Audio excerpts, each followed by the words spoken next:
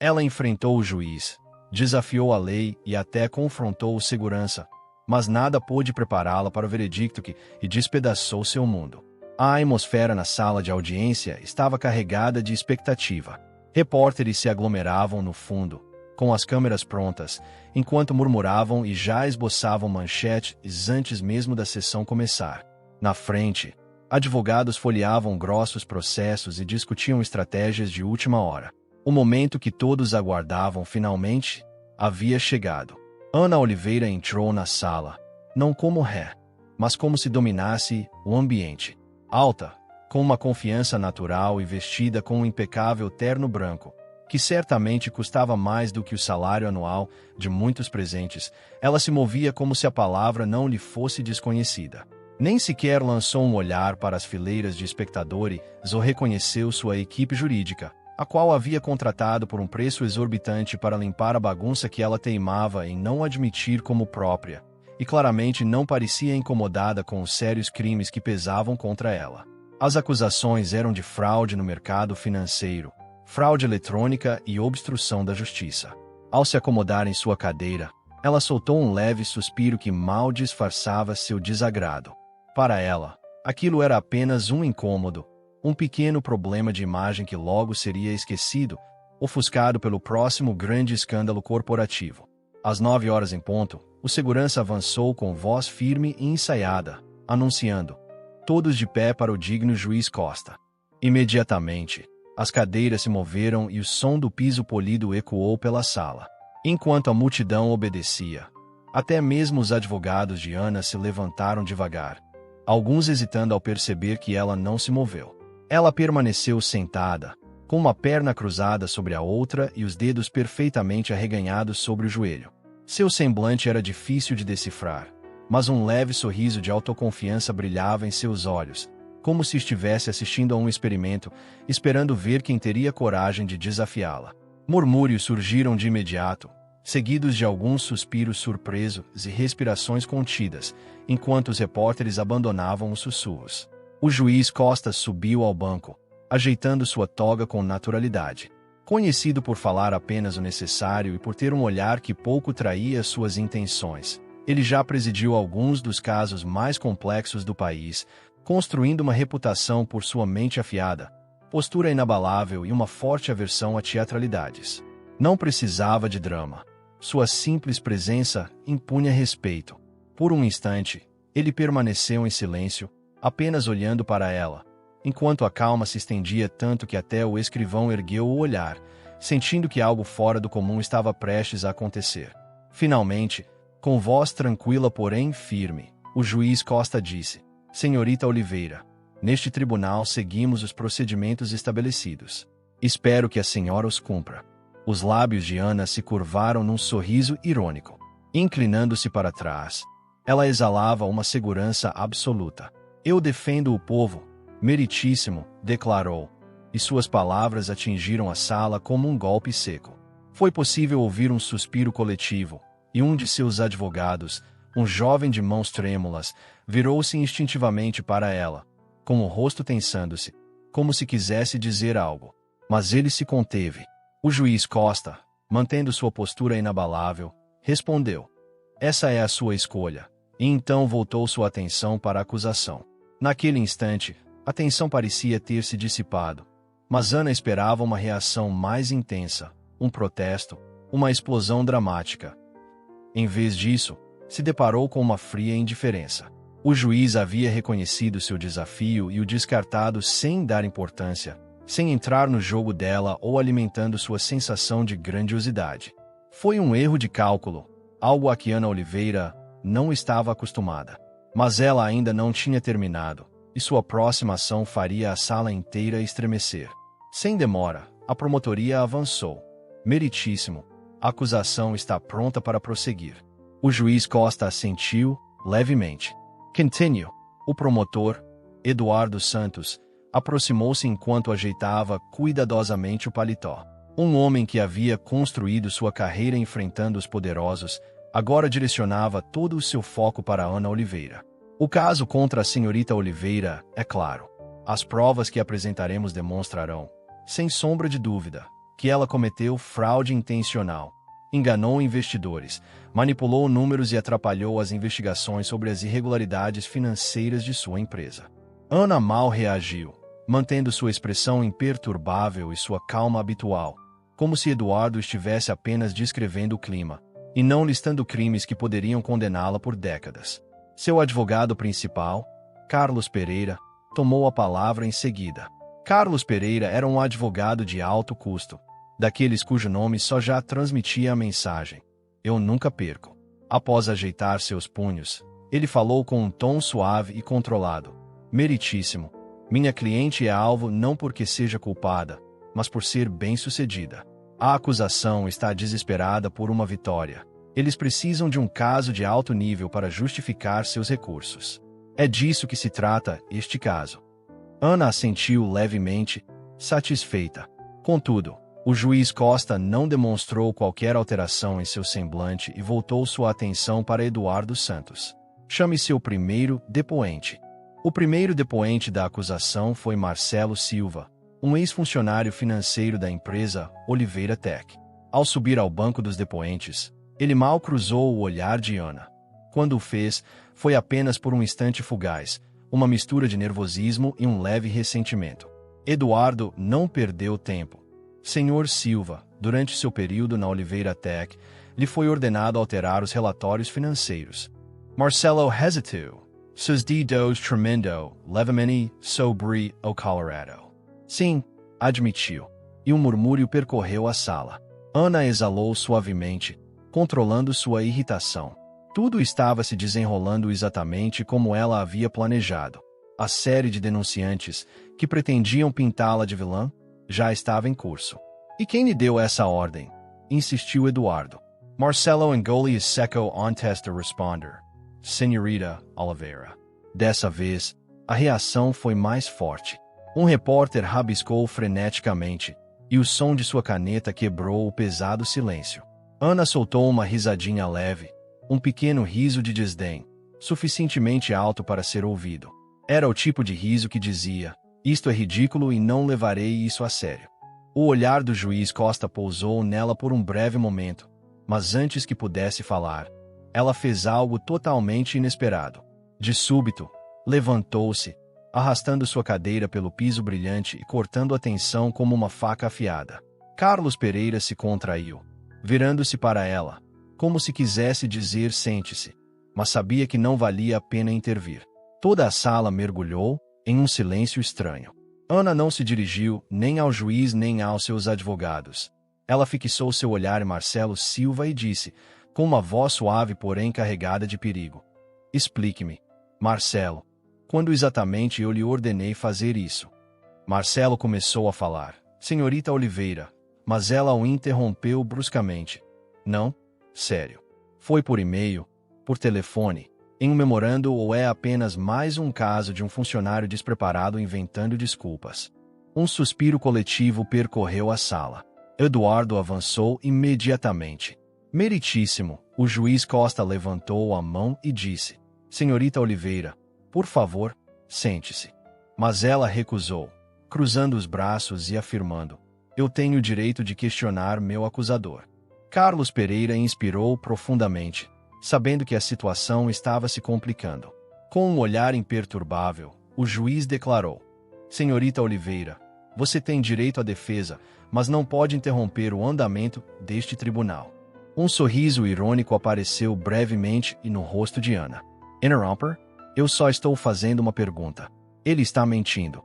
A tensão se tornou insuportável, e todos os olhares na sala se alternavam entre ela e o juiz, aguardando o que viria a seguir. O juiz Costa inclinou-se levemente para frente. "Esta é minha última advertência. Sente-se." Mas Ana Oliveira se recusou a obedecer, nem a ordens de diretores, nem de autoridades, e muito menos de um juiz.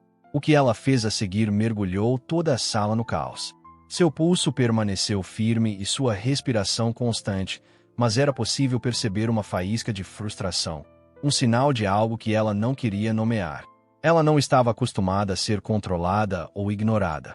Lentamente, ela exalou e, sem aviso prévio, virou as costas para o juiz. Um murmúrio coletivo percorreu a sala. Um dos advogados dela se assustou tanto que quase caiu de sua cadeira, e o escrevente ficou paralisado, com os dedos prestes a digitar. Nenhum réu jamais havia dado as costas a um juiz federal. Naquele tribunal, havia uma regra tácita. A autoridade pertencia ao juiz. Mas isso não importava para Ana Oliveira. Ela não demonstrava respeito pelo juiz Costa, cujo semblante continuava inalterado. Em vez disso, pegou um copo de água sobre a mesa, levou-o aos lábios e tomou um gole lento e deliberado. Senhorita Oliveira, repetiu o juiz, mas ela não se virou. Seus advogados observavam, horrorizados. Um dos advogados mais jovens apertou a mesa tão forte que seus nós dos dedos ficaram brancos. Ele se inclinou, como se quisesse dizer algo ao ouvido, mas antes que pudesse falar, a voz do juiz Costa cortou o silêncio. O segurança avançou novamente, um homem corpulento, de voz firme e determinada, e disse: Senhora, preciso que se vire para encarar o juiz. Ana não se moveu, não hesitou e nem sequer reconheceu o chamado. Sua postura dizia claramente: Eu não me submeto a você. A energia na sala mudou. Todos sentiram a diferença. Então, mais do que tensão ou arrogância, havia uma pura e temerária rebeldia no ar. Sem dizer uma palavra, o segurança estendeu a mão em direção ao seu braço. No instante em que o toque dele a alcançou, tudo explodiu. Ana Oliveira, a bilionária empresária e até então ícone inatingível, perdeu o controle. Com um movimento brusco, quase violento, ela arrancou seu braço do alcance do segurança, girando para se desvencilhar. O copo de água caiu com um estrondo no chão, se estilhaçando em 1000 pedaços. Alguém gritou. Papéis voaram. Advogados se levantaram e um guarda se adiantou. Com a mão próxima ao cinto, o segurança observou, enquanto a respiração de Ana se acelerava e seus ombros se moviam com intensidade pela primeira vez. Algo em seu olhar havia mudado. Não era mais arrogância nem diversão, mas uma fúria descontrolada. O juiz Costa exalou lentamente, entrelaçando os dedos, mantendo o olhar fixo. Senhorita Oliveira, você acabou de cometer um erro muito caro. Seu maxilar se apertou, as unhas cravaram na palma. E, pela primeira vez desde que entrou na sala, Ana percebeu que não estava mais no controle. As consequências de suas ações haviam acabado de começar. O silêncio se instalou na sala. Ana Oliveira, a mulher que outrora dominava reuniões de diretoria, esmagava seus rivais e impunha suas próprias regras, agora se via no centro do tribunal, confrontando aquilo que não podia controlar: as consequências. Ela sabia usar o poder, o dinheiro, a influência e as conexões, mas ali nada disso importava. O juiz Costa inclinou-se e, com voz calma e medida, declarou: Senhorita Oliveira, este tribunal não é sua sala de reuniões. Sua riqueza e status não alteram o fato de que aqui você é ré e será tratada como tal. Ana respirou fundo, sentindo o peso de centenas de olhares sobre ela. Os repórteres anotavam freneticamente, alguns já redigindo manchetes, enquanto sua equipe de defesa observava em silêncio, como se ela tivesse incendiado sua própria defesa. Ela precisava retomar o controle. Endireitou sua postura, inspirou profundamente, com a mesma arrogância de sempre, ergueu o queixo. Com todo o respeito, meritíssimo, disse com voz serena. Eu não estava resistindo. Simplesmente me senti desconfortável com o modo como fui tocada. O olhar do juiz Costa não vacilou. Você se recusou a obedecer a uma ordem direta deste tribunal. Não me recusei, retrucou ela com um sorriso malicioso. Apenas não respondi tão rápido quanto o senhor queria. Um silêncio carregado se instalou. E então o juiz Costa bateu levemente o martelo contra o estrado. O segurança avançou mais uma vez, desta vez com mais determinação. Senhorita Oliveira, declaro você em desacato a este tribunal. As palavras caíram como um soco. Até os advogados experientes, acostumados a gerenciar crises, pareceram ter levado um golpe visceral.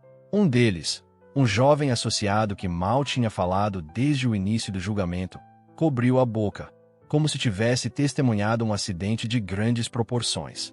Ana piscou incrédula. A palavra desacato ela já tinha ouvido antes, mas nunca aplicada a ela.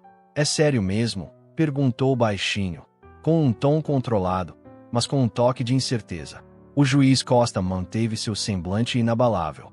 Você será detida pelo resto da audiência de hoje. Seus advogados poderão solicitar sua soltura após o término da sessão. Um arrepio percorreu a sala. O tribunal explodiu em murmúrios enquanto os repórteres registravam cada segundo. Uma mulher no fundo sussurrou: "Meu Deus!" As mãos de Ana se cerraram em punhos.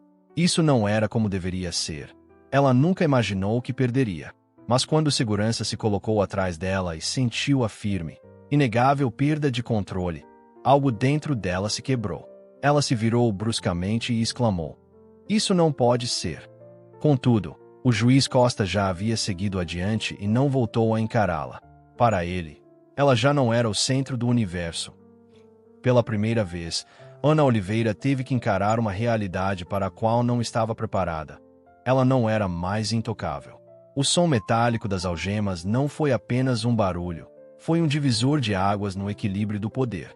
Seus braços foram recolocados atrás das costas, os pulsos trancados em aço frio. Pela primeira vez desde que entrou na sala, ela sentiu o controle escorrer por entre os dedos. As câmeras capturaram cada instante, e os repórteres se aproximaram, focalizando seus lentes na mulher que antes comandava o mundo dos negócios e agora estava reduzida a uma ré esposada. Seus advogados se agitaram. Carlos Pereira avançou com voz firme e urgente: "Meritíssimo, solicitamos a revogação imediata do decreto de desacato contra a senhorita Oliveira." Mas o juiz Costa mal levantou o olhar. "Negaram." Ana apertou os lábios. Sua respiração ficou tensa. Não de medo, mas de raiva. Ela havia negociado acordos milionários em salas de reuniões com reis e presidentes, em arranha-céus onde juízes como Costa jamais pisariam, e agora se via ali, algemada, como uma criminosa comum. O segurança começou a conduzi-la para uma cela, mas antes que pudesse, Ana fez algo que ninguém esperava. Ela se virou e encarou o juiz Costa diretamente, dizendo: "Diga-me, meritíssimo, você teria feito o mesmo se eu não fosse quem sou?" A pergunta pairou no ar, deliberada, como uma armadilha, uma jogada que ela usava inúmeras vezes para forçar seus adversários a questionar sua própria autoridade e insinuar parcialidade. Era uma jogada arriscada, mas o juiz Costa não se deixou levar. Deixou o silêncio durar o tempo necessário para lembrar quem realmente mandava. E então, com uma calma que superava qualquer explosão de raiva, disse: "Senhorita Oliveira, você comparece a este tribunal não por quem é, mas pelo que fez." Suas palavras atingiram-na com mais força do que qualquer acusação, pois eram a pura verdade. Ana sentiu um aperto no estômago ao perceber, nos olhos do juiz, não apenas severidade, mas uma certeza inabalável. Ele não era um homem tentando provar algo. Ele já havia vencido. Por mais que tentasse retomar o controle, Ana Oliveira sabia, lá no fundo, que aquele jogo já estava perdido. O segurança voltou a intervir, dizendo simplesmente: "Vamos, acompanhe-me." E assim, o julgamento deixou de ser uma batalha de poder para se transformar em uma lição sobre o que acontece quando a força se torna insignificante. Ana voltou para o banco dos réus, com os pulsos agora livres das algemas, mas o peso dos últimos dias era mais pesado que aço. O decreto de desacato havia atrasado o processo, mas não o interrompeu. Pelo contrário, forneceu à acusação mais evidência de que Ana Oliveira se acreditava acima da lei. Sua equipe jurídica havia trabalhado sem parar para tentar remediar o dano que ela mesma causou. Eles argumentaram que o caso estava sendo exagerado, que as provas eram apenas circunstanciais e que não havia ordem direta que pudesse ser atribuída a ela. Mas a verdade era simples: o júri não a gostava. Não era apenas o fraude ou a manipulação financeira. Era ela. Ela passou anos construindo um império com base na arrogância, esmagando a concorrência, transformando os reguladores em inimigos e tratando todos que a desafiavam como inferiores. E agora, tudo aquilo finalmente havia alcançado ela. O júri deliberou em menos de 7 horas, um sinal nada animador. O juiz Costa retornou à sala para a sentença final. Nesse momento derradeiro, o silêncio dominou tudo. Ana ficou imóvel, não por respeito ou por vontade, mas porque havia compreendido a amarga realidade. A presidente do júri, uma mulher de meia-idade com olhar atento e voz firme, levantou-se e anunciou: no caso dos Estados Unidos contra Ana Oliveira, declaramos a ré culpada em todos os pontos. Seguiu-se uma pausa dolorosa, depois murmúrios, um suspiro de um dos advogados e o frenético teclar dos repórteres. Ana não se moveu, não piscou, não reagiu, porque aquilo não era o que ela esperava. Sempre acreditou que sairia com apenas uma multa, algumas desculpas públicas ou uma reinvenção estratégica com a ajuda de agências de relações públicas, mas nunca assim. Ela mal conseguiu absorver as palavras do juiz Costa enquanto ele se dirigia ao tribunal. Diante da gravidade dos crimes e da clara e deliberada tentativa de enganar investidores e autoridades, o juiz Costa declarou: este tribunal impõe a seguinte sentença, e enumerou os cargos, os danos e as penas consecutivas, um total de 18 anos. 18 anos. Ana se sentiu como se estivesse observando a própria vida de fora. Seus advogados imediatamente começaram a protocolar recursos, mas nada mais importava. Ela estava a caminho da prisão. Não de um presídio de luxo, onde bilionários cumprem pena com chefes particulares e quadras de tênis, mas de uma prisão federal. Ana Oliveira, que outrora ditou o futuro da tecnologia e foi o rosto do poder e do sucesso em revistas, agora se tornará apenas um exemplo de advertência. O juiz Costa olhou uma última vez, e embora seu rosto permanecesse sereno, a mensagem era clara: o poder não significa nada quando você se acha acima das consequências. O segurança voltou a intervir, e desta vez Ana não resistiu, pois, pela primeira vez em sua vida, ela compreendeu algo que jamais imaginara. Ela havia perdido. A história de Ana Oliveira não se resumia apenas à fraude.